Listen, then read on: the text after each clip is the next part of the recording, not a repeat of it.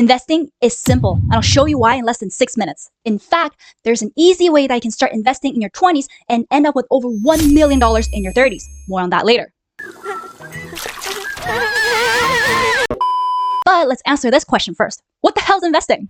So investing in the simplest terms is basically putting your money into an asset now. Think something that will make you money, like a business or stock or real estate. Then by holding on to this item, it will make you more money in the future. So let's say you put $10 into the stock market, and by holding on to this asset, your hope is that the stock market will go up in the future, and thus the price of the stock will be worth $20 or $30 down the line. Wait, Ash, why should I invest my money when I can just save it? I mean, I'm already saving a lot more than just $10 from my day job. Well, the reason why you should invest is because of inflation. Dun dun dun!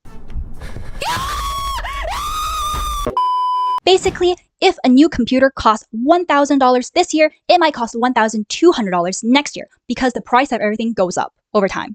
And that's unfortunate. But let's say right now you have $100,000 in your savings account. Props the heck to you for doing that. Congrats. However, in 10 years' time, you can only buy approximately $66,000 worth of stuff because the annual inflation rate is around 3%, unfortunately. As you can see, the inflation rate was slowly eating away at your savings. Thus, what you need is a way for your savings to return more than 3% year after year. What should you invest in then? Well, there are a variety of assets out there, and some you've probably heard, like stocks or bonds, real estate, crypto, precious metals. Some people even invest in watches, art pieces, or heck, even Pokemon cards. Oh my gosh, that's a lot of different options. Which one should I choose? Stocks and bonds. More specifically, index funds. And this is the one that can make you a millionaire in your 30s. Index fund investing is the best bet for regular investors like us.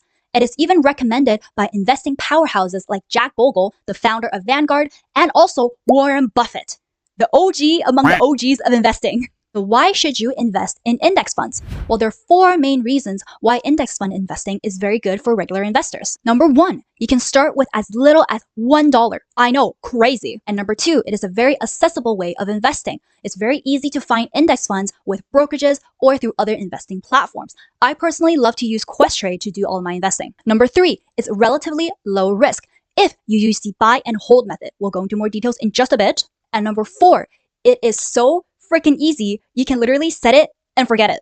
It's really funny because in a really good investing book, The Simple Path to Wealth, it describes a study done by Fidelity and how it shows that some of the most successful investors are dead people.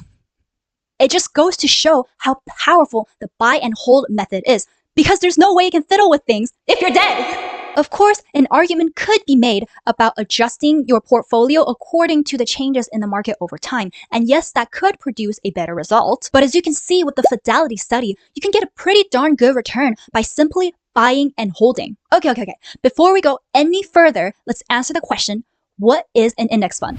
So index funds are basically funds that track a specific criteria in the stock market. So one of the most well-known indexes is the S&P 500 index. The criteria for this index fund is to track the top 500 performing companies in the United States. The reason why buying and holding a S&P 500 index fund can make you a millionaire in your 30s is because of 3 reasons. Number 1, the market always goes up. As you can see with all these dips in the market, it still manages to climb. And number 2, the market return average for the S&P 500 index is around 8 to 10% a year, which outpaces the 3% of inflation. And number 3, the expense ratio, aka how much it costs you to own this fund, is usually very, very low. So usually it runs between 0.05% to 0.25% compared to an actively managed fund. So someone actually managing your stuff, they usually charge 2 to 3%. Oh, think 1 or 2%? That's not too much. Well, let me show you an example.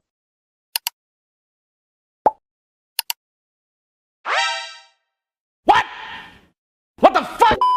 As you can see, as your investment amounts gets bigger and your investing horizon, so how long you have been investing, gets longer, the 1 to 2% starts to matter a lot. If you have found this video helpful, make sure to subscribe for more money content that will help you retire earlier than everyone else. Now, I'll show you how you can become a millionaire in your 30s by investing in index funds starting in your 20s. Now, let's hop over to an investment calculator. Let's say you start investing at the age of 24 and you worked really hard to pay off all of your student debt. So you're starting off with a clean slate of zero as your net worth. You continue to invest for 15 years and every month you put away around $3,000 into your investment account.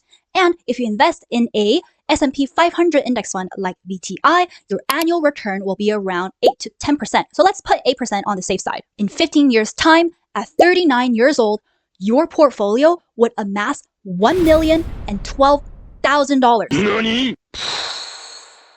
I know, cookie beans. I know. But if you run the math over and over again, you'll still get the same result. I just want to make it clear though, I am not a financial advisor. I just want to share with my fellow young adults the knowledge I have accumulated over the 5 years I have been investing. If you want to learn more about investing, there are 2 books that I highly recommend you check out. The first one is The Simple Path to Wealth by J.L. Collins, and the second one is called The Boglehead's Guide to Investing by Jack Bogle. These are the 2 Bibles I have read before I started investing when I was 20 years old. What other personal finance books do you guys love and why? Drop it down in the comments below. Remember how I showed you can start investing in your 20s, become a millionaire, and retire in your 30s? Well, this person did just that. Well, here are 8 secrets that allowed this regular guy from Colorado to retire at the age of 30. Thanks so much for hanging out today, and I'll see you in the next one. Bye!